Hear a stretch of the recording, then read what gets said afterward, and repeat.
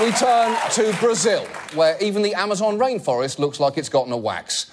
Now, President Dilma Rousseff has spent the whole week dealing with developments in a corruption scandal which threatens to undermine her entire government. Brazil's Supreme Court has approved an investigation into some of the country's top politicians. They're accused of taking bribes in exchange for lucrative oil contracts from the state-run oil company Petrobras.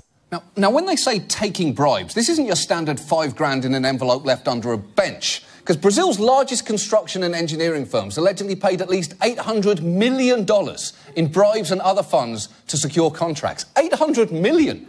You'd need an amazing construction firm just to build a bench large enough to hide that bribe underneath. More than 30 members of Rousseff's ruling coalition are under investigation, so she took to the airwaves this week to try and calm people down.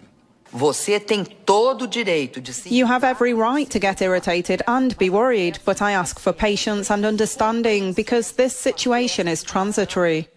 Is it? How is it transitory? Because unless you're about to flash the entire country with one of those memory-erasing sticks from Men in Black, I don't think people are going to forget about this. In fact, Brazilians weren't even listening to her speech for a pretty loud reason. Her critics had organized a kind of pot-banging protest, and I was in Sao Paulo, leaned out the window. It sounded like a football game. People were banging their pots, honking their horns. Fora! That's actually a real form of protest called panelaço, which has been in South America for years and off-Broadway for decades. It's so entrenched, it's even taken place on the floor of Brazil's legislature.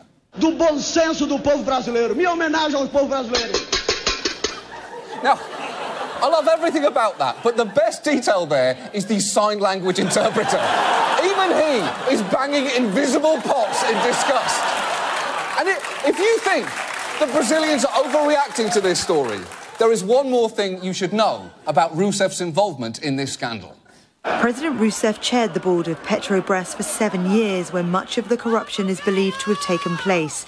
She's been cleared of any involvement in the scheme. How has she been cleared? She chaired the board of Petrobras while the bribes were... There's only one way to handle this.